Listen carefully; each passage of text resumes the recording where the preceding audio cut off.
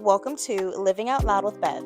Here we talk life, love, food and desserts, faith, health, books, and whatever else comes up. No script, no stress, just me. So join me in living out loud and laughing out loud.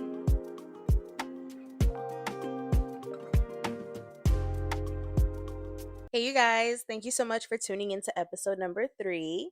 If you're listening to episode number 3, that means you listened to number 1 and 2 and decided that you like them enough to want to listen to the next one. So I really, really appreciate it. Um, this episode will be about my dog mom life, how I became a dog mom, that journey, because guys, I was not always a dog fan or a pet fan or whatever. So, growing up, I was petrified. I wouldn't even say scared. Like, I need a word that's like worse than scared. So I was petrified of dogs, big or small. The dog could be 1 pound, the dog could be 100 pounds, and I'm scared of it, and I will run away from it. It was to the point where I would actually run so much and so fast that I was like, you know what, I could probably like join track in school. I didn't actually like join it or anything, but like I had the thought because I knew I was so fast. um so I have a whole bunch of stories that I will get into. They are definitely embarrassing, but I don't mind telling you guys cuz honestly, in those moments that I was getting chased by those dogs, I was not ashamed at all whatsoever because I was just thinking that I needed to save my life. But what's crazy is that like, yes, I'm scared of these dogs. Yes, I'm scared of these, animals or whatever. But like, I also have a soft spot for them. Like, I don't want anything bad to happen to them. I don't want them to get hit by a car. I don't want them to be outside when it's raining or when it's super cold or when it's super hot. Like, I still have a heart for these animals. Like, it's so weird. I know. Like cuz yeah, I'm scared, but like I'm also like I'll see one like I'll see a homeless person with a dog and I'd be like, "Oh no." Like yeah, I'm sad for the homeless person, but like the poor dog, like they don't know what's going on. Or if there's a stray dog and there's thunder outside, like I'll probably shed a tear. Like I'm that person. It's so weird. I don't know what it is, but like I am so sensitive when it comes to pets. I think it's just something about like the fact that they don't know what's going on. Yeah, they're smart, right? But like they still don't know. Like they don't know the thunder. They don't know the fireworks. They just hear this noise and they're probably freaking out of their minds. Just like I'm freaking out of my mind when I see them chasing me. Okay, so the first story that I can remember, I was where was I? It was one of the townhouses that we lived in, and it was a community, and I was riding my bike. There was a small little dog started chasing me. I'm on my bike, so I'm like, okay, yeah, sure, it might not be able to get me for real, but still, you never know. Like you don't know how high this dog can jump. So I start riding my bike like crazy. I end up all the way outside of the community and I end up at the there's a 7-Eleven across the street. I end up all the way over there. Um and I realized okay, the dog stopped chasing me, so then I was like, all right, let me give it some more time before I head home.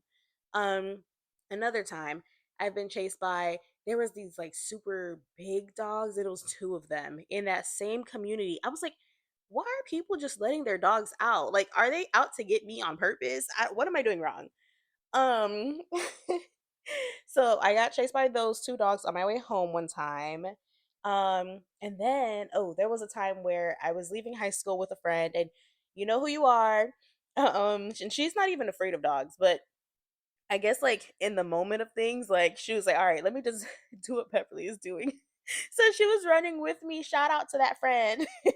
It was this like tiny white dog too. Like we're leaving high school and the dog like starts chasing us. So we're both running and then something else ended up happening. And we had to like get on the bus after. It was just the whole thing. So she was a great friend in that moment. So thank you.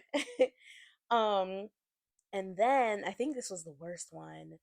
Um what was it? Oh, I was leaving high school again and there oh my gosh, I just thought of another one, so I have to remember to like tell you guys that one too.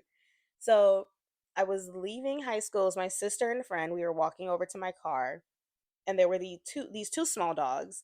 And I was like, you know what? They're walking right now. If I just walk, just make it to my car, everything will be fine. Like, I'm not showing them fear. I'll be fine. That's not what happened.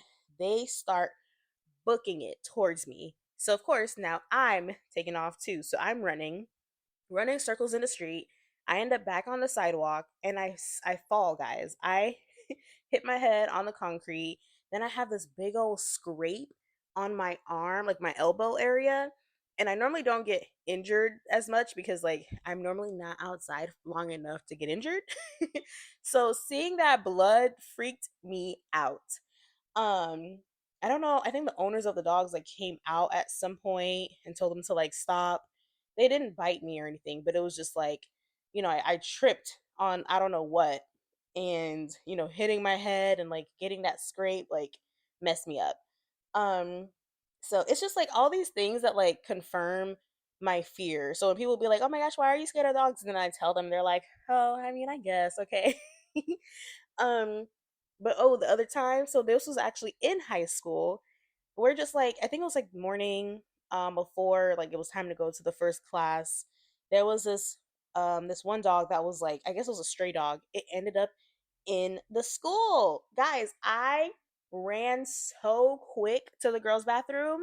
Oh my god. Like I had to wait in there until I heard somebody call out that like the coast was clear or whatever, like they got the dog. But yeah, basically I have way too many stories of me getting chased by a dog. So it just, like again, like it just confirms like when people ask like why are you scared and I tell them, they're just like, oh, okay, yeah, I guess I can see how like cuz it's not like, oh, I never got chased by a dog, and I have a fear. Like no, like I have a valid fear. At least to me, or I had a valid fear. Um, but let me tell you guys the journey to like try to not be scared of dogs, because the thing is like again, I'm sensitive to these animals. So I was like, they're still cute. Like I still care about them. So I was like, let me try to do what I can to get over my fear. So one day I messaged this girl on Facebook because she was trying to sell her puppies. I was like, "Hey, I don't want to buy a puppy, but I'm scared of dogs. Is there any way that I can like come to like where you have the puppies and like I kind of do some sort of like therapy with these dogs?" And she's like, "Sure, yeah." Like it was really nice of her to let me do it actually. Um it didn't last too long. I did it, it was just like one time, and I was still scared when I left. And then there was also this place that I would go to that like, those places that like have a whole bunch of different dogs, like puppies for sale. I would go there sometimes and try to do my own little therapy, and that one would work. Like I would like make some progress, not that much, but like a little bit. Like I would touch the dog while it was like in the little like play pen thing. It did get to a point one time where I was able to hold this one dog, but the moment it starts moving too much, I was like, take it back, take it back. But that was years ago. That was in maybe undergrad. So then this is when things really took a turn. 2021, actually, no, in 2020, I believe, my sister got a dog, and we weren't living together at the time. So she got a dog because she was like, we did live together before, and she was like, oh, I can't wait till you move out so that I can finally get a dog. So when I moved out, she got one. So anytime I'd go to her place, I would have to like sit on the like kitchen counter area so the dog couldn't get me. And then the same thing with my place. She'd come to my place, bring the dog, and just I would get on top of the counter, or she'd like put the dog in my room or something. But yeah, crazy. So in 2021, my cousin ended up getting a dog, and it was like a puppy. So it was like a 2-month old puppy. And I was like obsessed. I was like, this dog is so cute. Like maybe if I can get the dog at like this stage, I wouldn't be afraid of it. If I can raise it from, a puppy to like till it grows up. So I was like, okay, let me I literally paid for this dog and everything, still knowing that I was afraid of dogs. And I asked my sister, I was like, hey, can you hold on to the dog for me for 2 weeks? I will come over like after work or whatever the case is, after work, and do a little bit of therapy first. Like I'd come over and like just touch the dog, and then another day I'd come over, have her put the dog on my lap, and just so I can get used to the dog. And yeah, so it was time for me to take the dog home. Actually, let me just tell you her name. So her name is Lula, Lula. A lot of people end up calling her like Lola or Lulu or Luna, but it's Lula. Um, she is a Yorkie Dachshund mix. It's so they call them like dorkies. Um, yeah. So she was like this tiny little thing. Cause she was actually the what is it? What do they call them when they're like the tiniest? Is it the runt of the litter? I think that's what they call them when they're the tiniest dog out of the whole litter. So yeah, so I finally took her home after 2 weeks. And when I say I was scared, you guys, because I had to put her in this little like dog carrier bag, she was going crazy in that bag when I was driving home. Um, and then when because I didn't want to put her like in my lap or anything yet, like in case she was freaking out. So I put her in a little bag. She did not like that. I took her home and thinking about it now is so hilarious. Like I'm over here with a dog, knowing I'm scared of dogs. So it was time for me to take her out of the bag. I don't know how I did that part, but I eventually did. And I'm letting her do her thing, like check out the house and whatever. And this little dog tries to bite my toes. So here I am now, like scared, terrified. I'm like, what am I doing? Why do I have this dog in my house and I'm scared? She was bite you. She was she 3 pounds? I think she was like 2 or 3 pounds. She was so tiny. So I'm letting her like run around and everything, but she's trying to bite my toes. So I'm jumping up on the couch, jumping on the bed because I'm like, I don't want her to bite me. I'm scared. I don't know what that feels like. I don't want to feel it. So yeah, it was very interesting. And then at some point I got used to like obviously I had to pick her up when it was time to like go take her outside, and oh my gosh, she would not use the bathroom outside. Like, and I was taking her out like every 30 minutes. It was crazy. Like even into the middle of the night. So when like I'd walk her, then we go in the house and she would use the bathroom in the house. You know, how lovely. Like if you guys know that the potty training is no joke. Oh my gosh. It was like having a legit child. Like having to wake up, she has to go potty, and then you feed her, or I think it was the other way around. I think I like would feed her and then take her to go potty and this and that. Like it was a lot. Waking up like at 4 o'clock, 5 o'clock in the morning to start the process. Um, so yeah, and then one day I was like, you know what? I can't be scared of her biting me. So let me just like get her to bite me on purpose. Because like they're puppies, so they're trying to like chew things. So I actually like I held her and I and I stuck my finger in her mouth and let her do her little nibble. And after that, I was like, "Oh, wait. This does not hurt at all." And that's when I finally wasn't scared of my dog. Cause like knowing the worst thing, like knowing what that felt like, and I was like, oh wait, okay, this is actually not bad. Like I will be fine if she was to accidentally bite me or whatever the case is. So if she did bite my toes, at least I know what it would feel like. So ever since then, like things have just been amazing. Like it was still a struggle with the potty training. Um, but because of my fear for dogs, like the fear that I used to have, like now having a dog, I think that's why I'm the way I am with her now. Because people will be like, "Oh my gosh, Beverly, like you're one of those dog moms," and I will explain to you guys what they mean.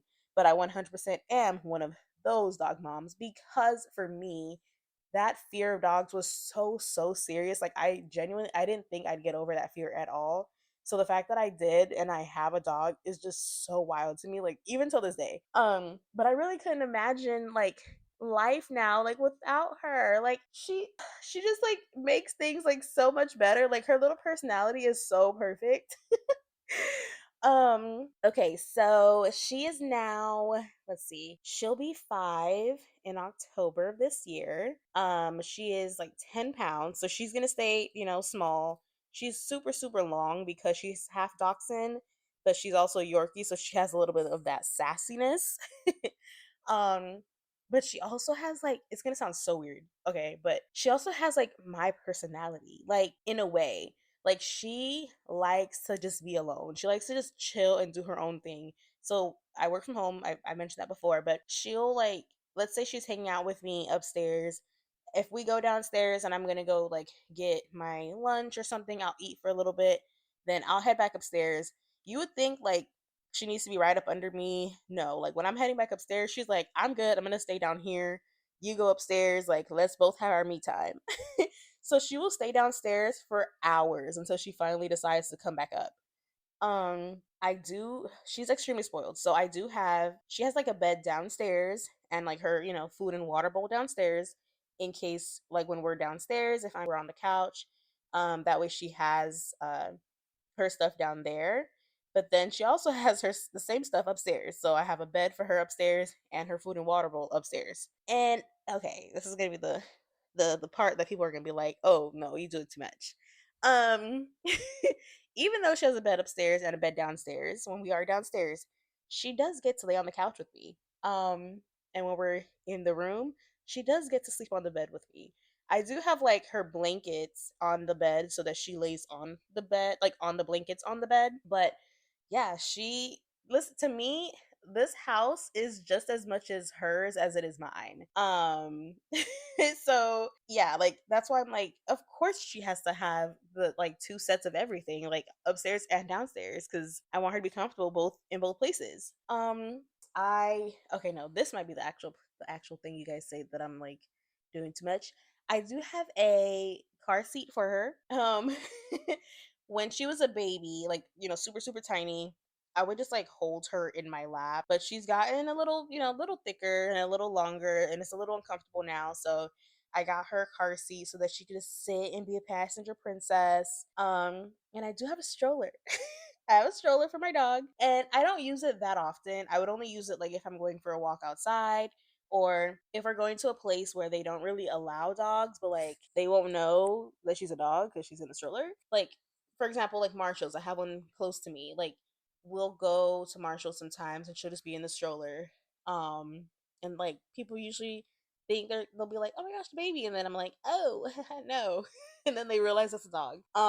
Yeah, so she's very, very spoiled. I get her groomed from time to time. I usually like bathe her and everything myself, but to do all the extra things like the nail trimming, teeth brushing, like they trim her like sanitary areas and like her face, like I'll take her to the groomers for that.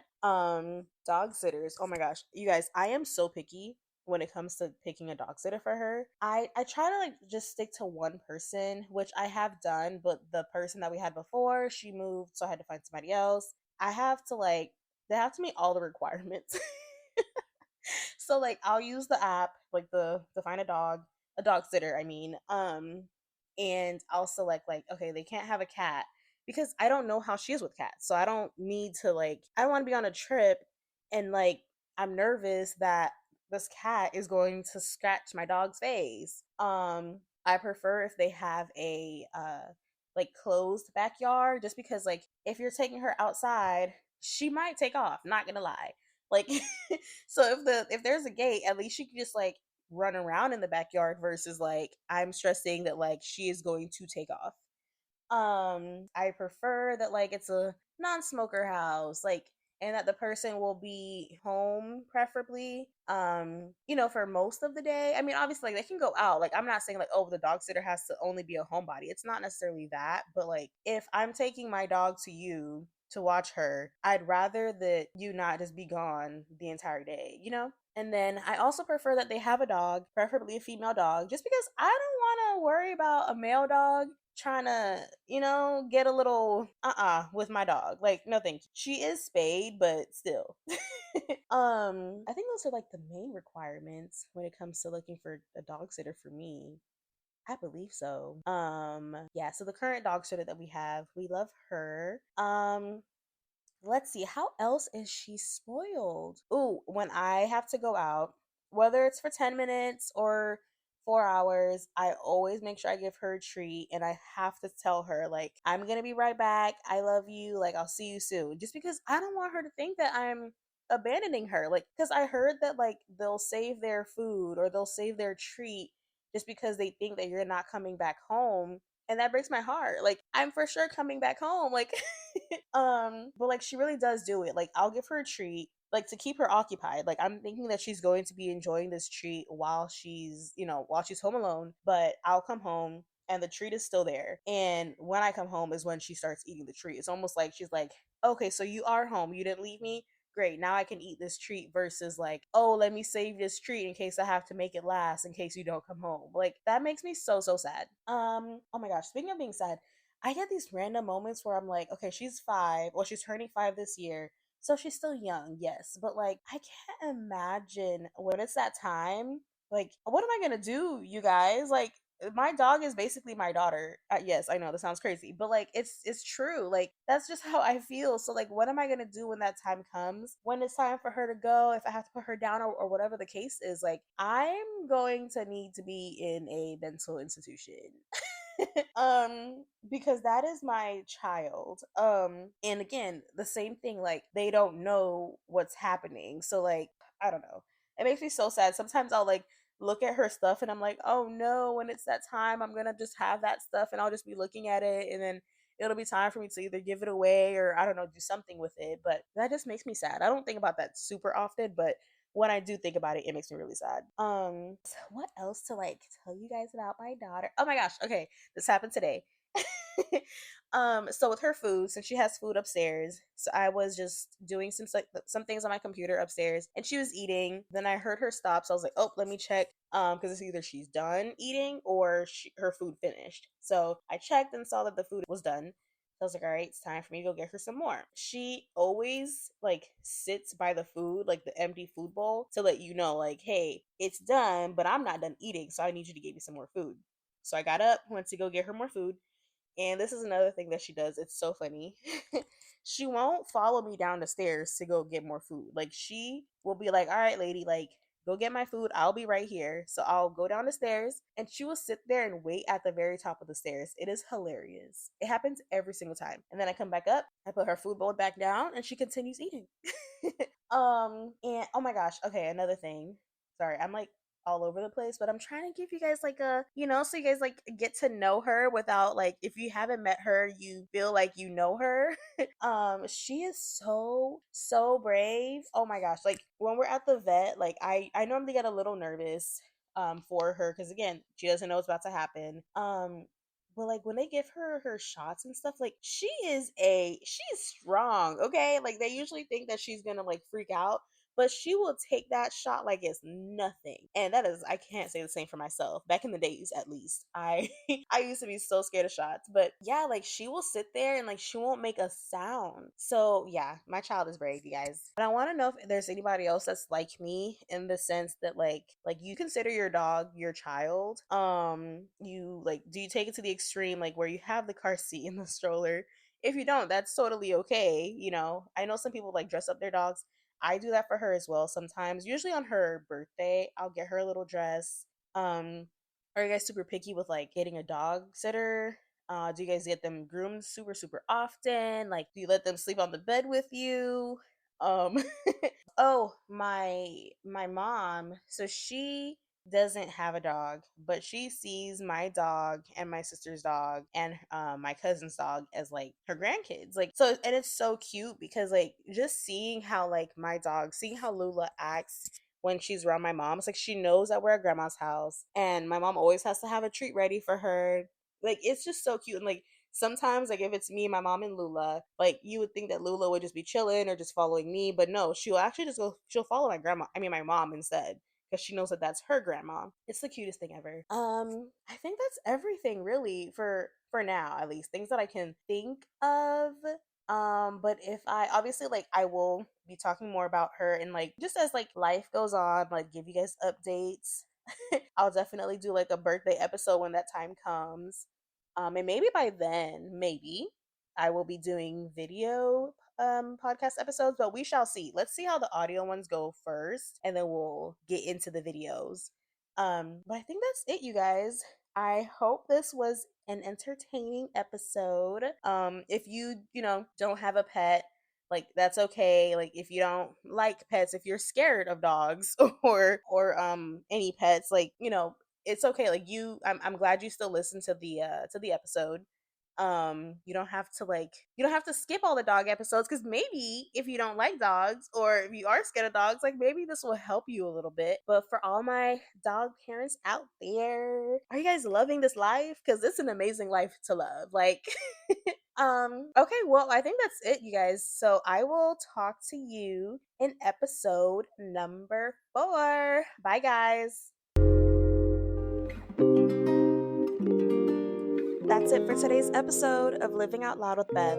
Thanks for hanging out with me. Until next time, keep living out loud and laughing out loud.